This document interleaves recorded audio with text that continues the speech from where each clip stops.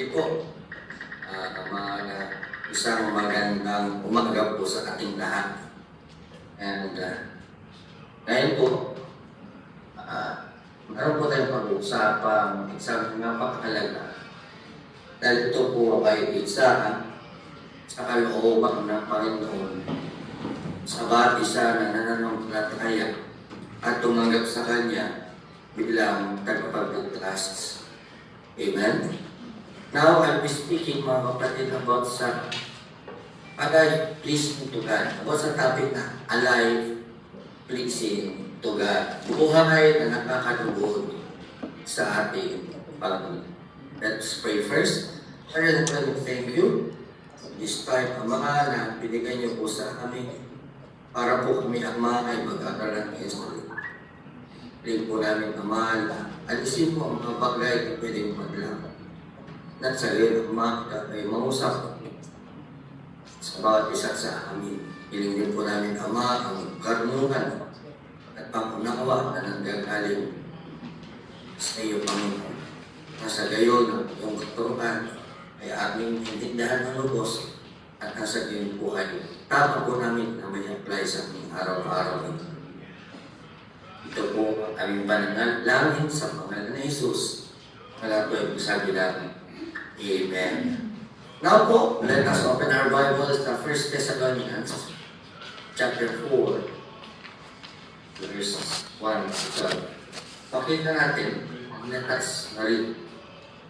As for other matters,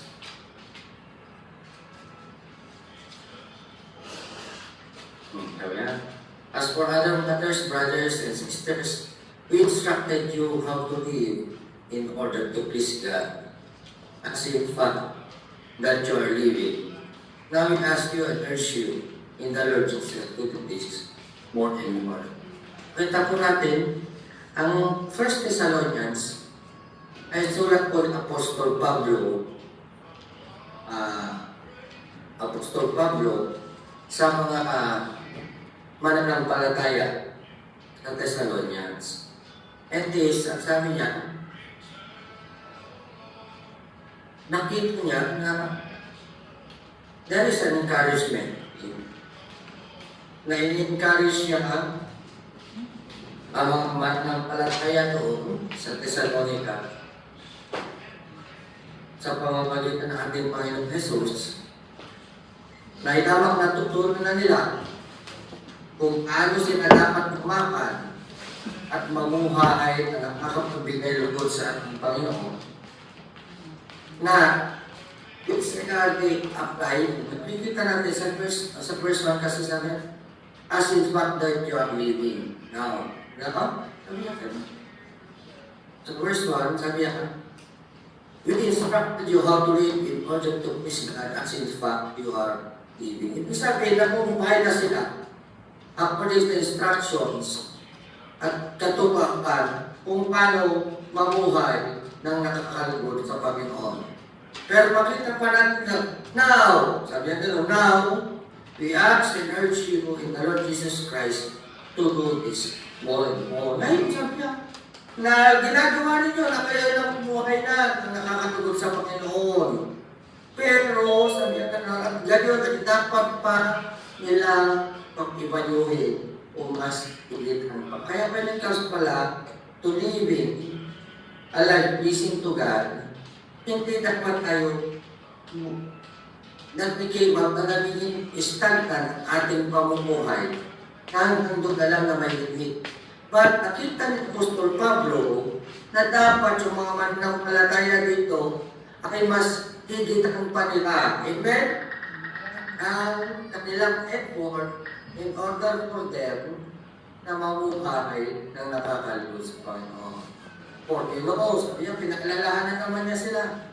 For you know what instructions we give you by the authority of the Lord Jesus. For you know what instructions we give you by the authority of our Lord Jesus Christ. Dahil alam nila yung tinuro nila. At alam nila na nakikinig ang mga taga-Thessalonica. Kaya makita natin, first na matututunan natin dito, that despite these believers in Thessalonians, that they are living na nakakalugod sa Panginoon, Apostle Paul, amen? Kasi in-encourage sila na pipitan pa kung ano yung stand ng kanilang pamumuhay spiritual. Kasi yun, mas matapos na kailang kung puso sa panahon ngayon ang upgrades. Even our Christian life needs to be upgraded. Amen? Diba? Kaya hindi dapat tayo nagiging pero mas higitan pa natin, there should be a progress, there should be a growth when it speaks to our Christian living. Amen? Diba? Ngayon, makikita natin dito na sa verse 3, tututunan natin dito na sabi niya sa verse 3, it is God's will. It is God's will that you should be sanctified. Amen. Sabi niya natin, kalooban ng Panginoon. Kalooban ng Diyos ang ating pagkabanal. Amen. It is the will of God that you will be sanctified, that you will be cleansed. Ang lahat ng mananampalataya, it is the will of God na ang bawat isa ay maging sanctified.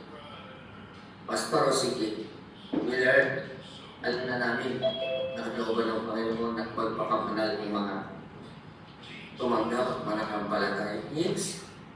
Normal lang yun sa isang Panginoon na panahal. Sinabi ko nga sa James chapter 1 verse 16, di ba? That be holy for I am holy. Magpakarambagal kayo lang po ay batal. Kaya makita natin mga kapatid, that it is the will of God that we will be sanctified. Na tayo pagpakamanal. And always remember, ang pagiging banal, it is a process. Amen. It is a process mga.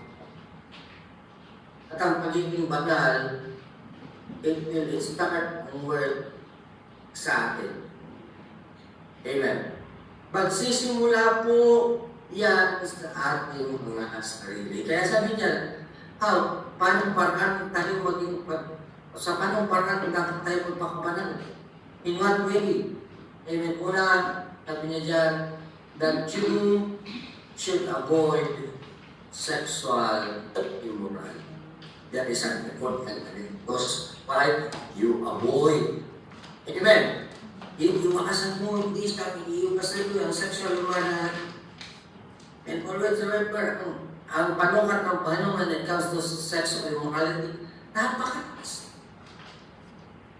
Nagtakong lalaki tumilang sa isang babae ng hindi maganda pagpananakis. Ang pagkaroon na may pagkanasa ka. And nagkulit na lang sexual immorality. Kaya hindi nyo rin mas nasabi, lalaki na. Dahil kung ikaw na babae, hindi mo ninagis ng iyong pananamit at ikaw na naging dahilan. Pagkasal mo, sexual immorality takes two to tango. Kaya kung nagsada ang lalaki dahil sa iyong ginagawa, mag-impact ka ng kasalanan. That you should avoid. Ibig sabihin, pag sinabi avoid, baka sasalubong natin. That we should avoid sexual immorality. And next is, medyo mabilis ko dahil medyo maraming converses. And next is, that you should learn, that you should learn to control your own body in a way that is holy and honorable. Sabi ka na ang bawat isa sa inyo ay matutong maging mapagpikil sa kanyang sariling katawan. Nandiyan na naman yun na tayo ng matutong na maging mapagpikil sa ating sariling katawan sa pagpakabanal at karangalan. Diba?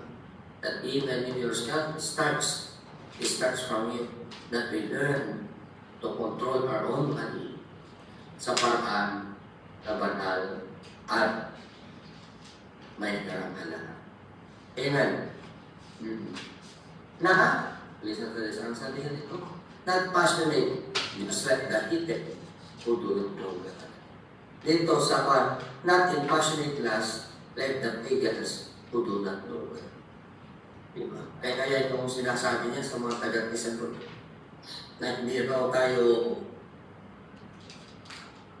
hindi tayo, what they call this, papatal. Because everything is a war. Especially in this type flesh na to. Flesh natin, hindi pala flesh na to. Pagkain sa flesh natin, na dapat hindi na tayo papagtalo sa pinta ng kalayan na gaya ng mga pagano o gaya ng mga tao na walang o gaya ng mga tao na hindi nakakakilala sa Panginoon. Na sa ganitong paraan na walang sino man that in this matter, verse 5 and verse 6, sorry, that in this matter no one should wrong his brother or take advantage of him. Amen. Na sa pamamaraan na yan, walang sino man ang magkakasala o magkakapalamang sa kanyang kapatid. Amen. Dahil, this is a warning. Dahil ang Panginoon ay tagapag-igantit sa lahat ng bagay na ito. That will be punishment for such sins, as we have already told you and warned. Pinaalala ka.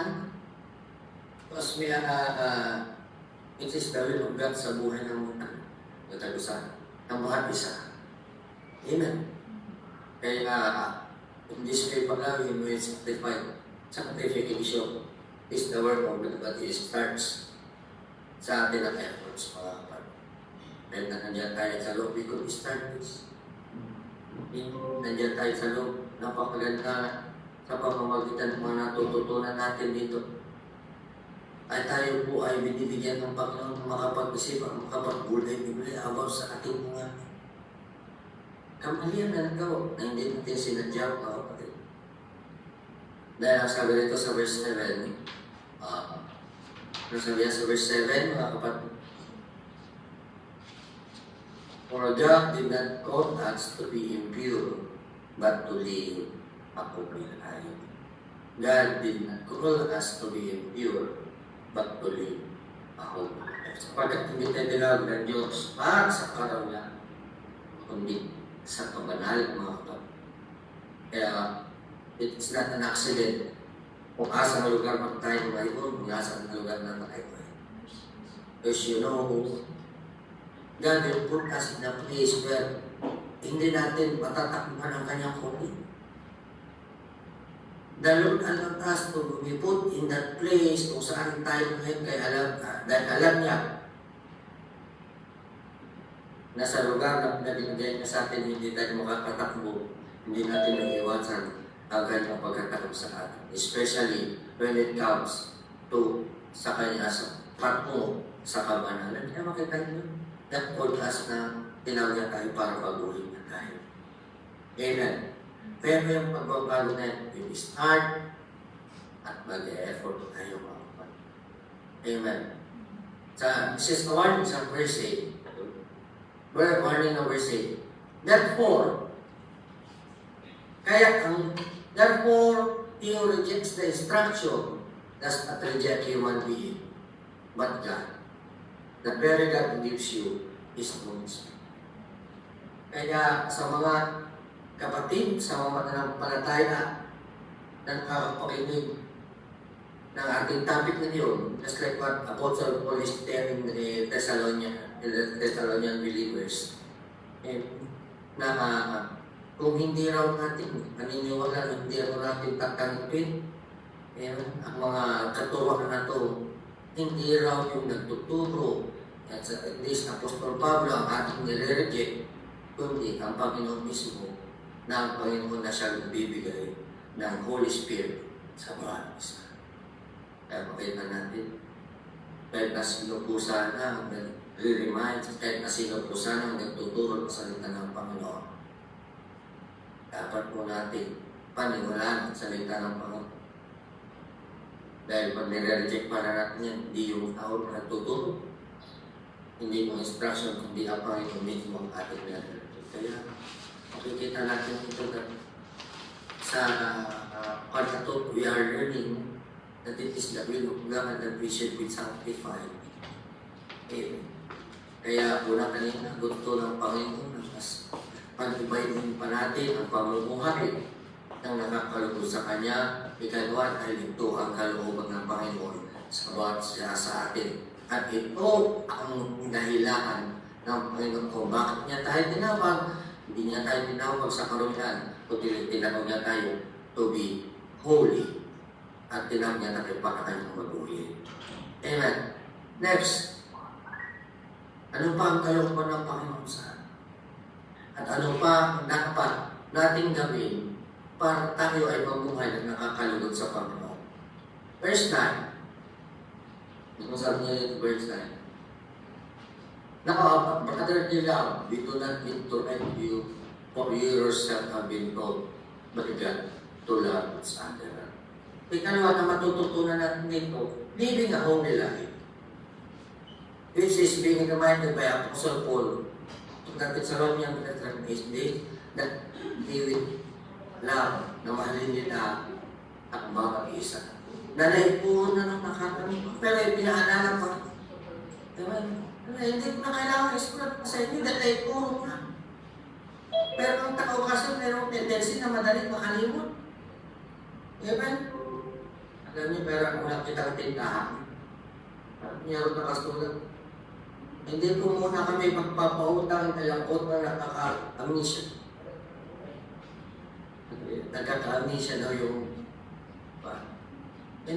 that is the nature of ng tao na magkaroon ngayon. But, living a holy life pala is part ng pagmamahal mo rin sa iyong kapwa. Amen. Amen. Kaya, ito ang band natin na tayo na ginasal. Isang band na kaya pa hindi mawawala.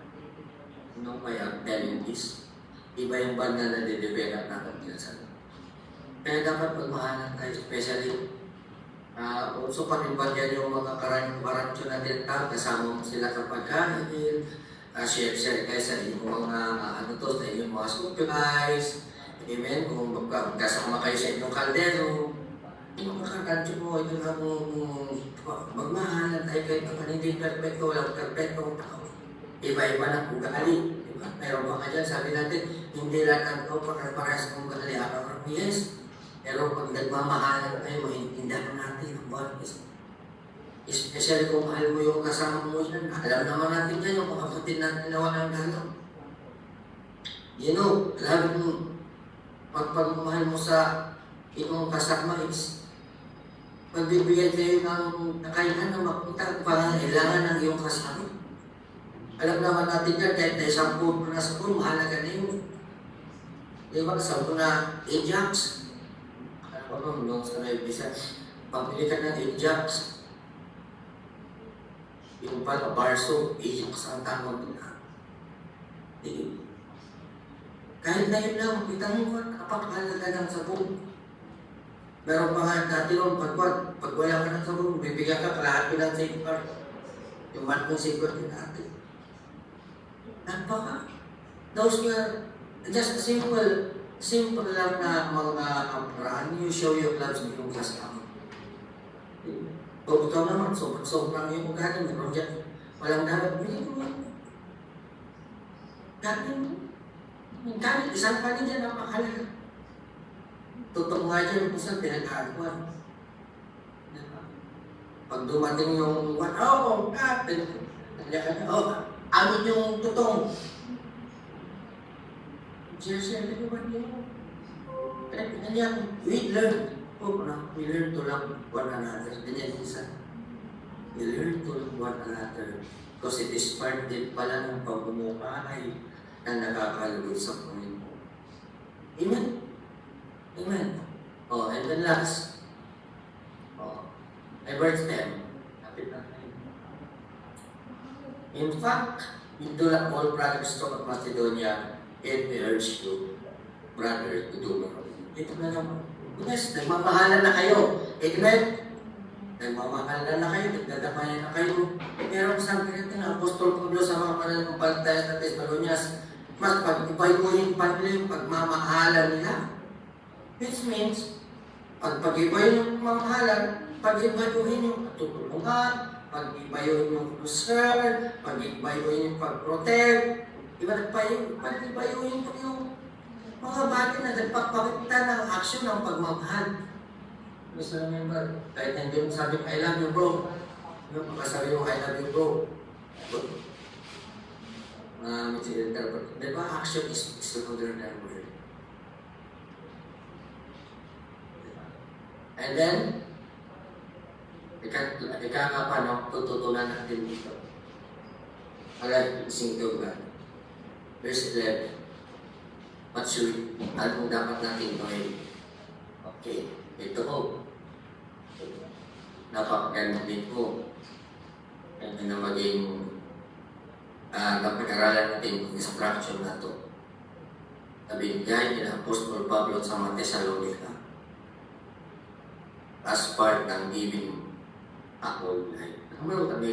Make it your ambition to live a quiet life.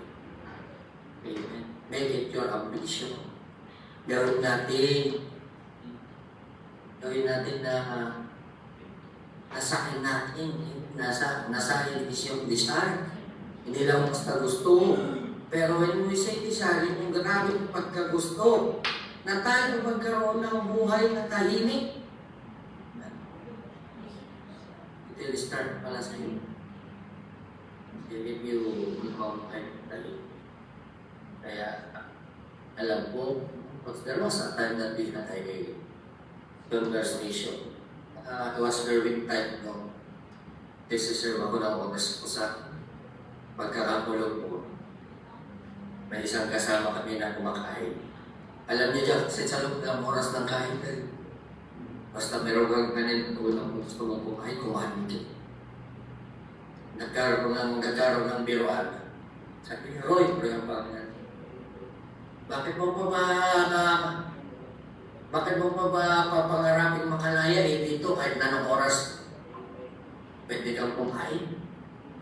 Alam mo kung ba sa bibig ng kasama namin? Naku, sa labas, kahit pagdindinan mo ng pasin, ayaw ko na bumalik ka dito. At-chin ko, that is na design. Pero kung nasa Panginoon, hindi ka pagdindilin ng asin. Basta gusto mo lang talaga mabuhay mo tayo.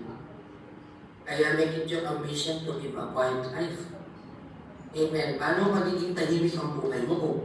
Paano magiging tahimik ang buhay natin? Amen? So, mapalyasan kung maging sa ating paglaya. Paano magiging tahimik ang buhay natin? Sabi na, mind your own business. Make it your ambition to live a quiet life, to mind your own business. Kung sabi siya, ayaw lang dilimang tayo. Amen? Huwag kang pakialamero. Amen? Not less na papayagan ka ng tao makialam sa buhay. Hindi ko babanggitin ang Marites, baka may Marites sila.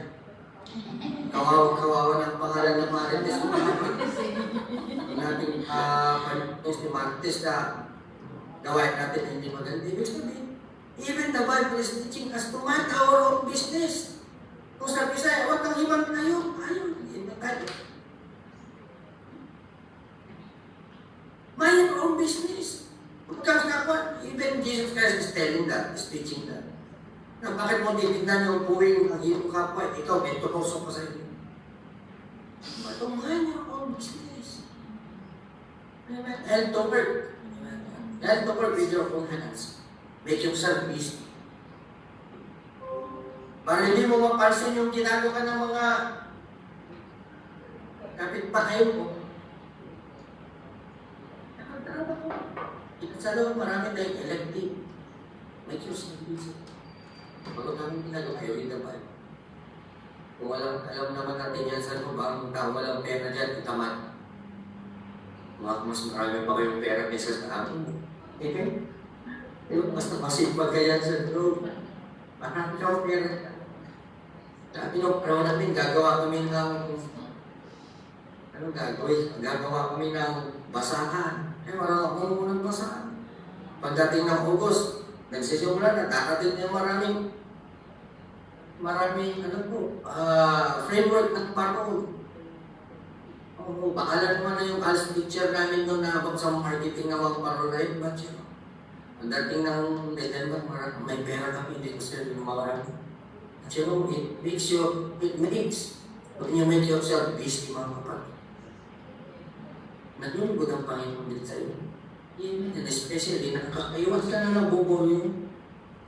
Amen? Ang tao nagbubulong sa kaya tao walang ginagawa. Ang tao laging nakaupo, nakatingin sa malayo, nakatingin sa dingding niya. Amen? Kaya kung ikaw, nabubulong ka, wala ka magawa, maligo ka. Amen?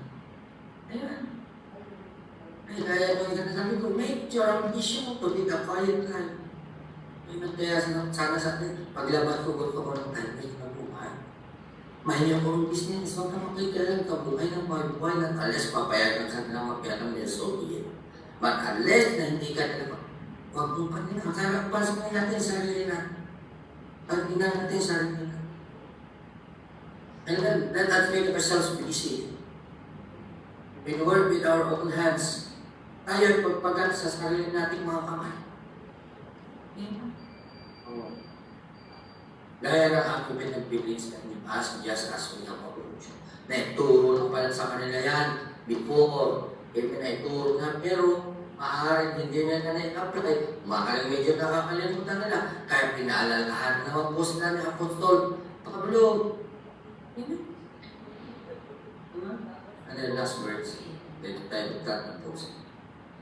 So that, yung pala, hindi lang pala instruction, hindi lang pala pwede instruction para pagpapahit na nakakalugod ng Panginoon. Pero, when we do this pala, it is an instruction para ang ating araw na pamumuhay will win the respect.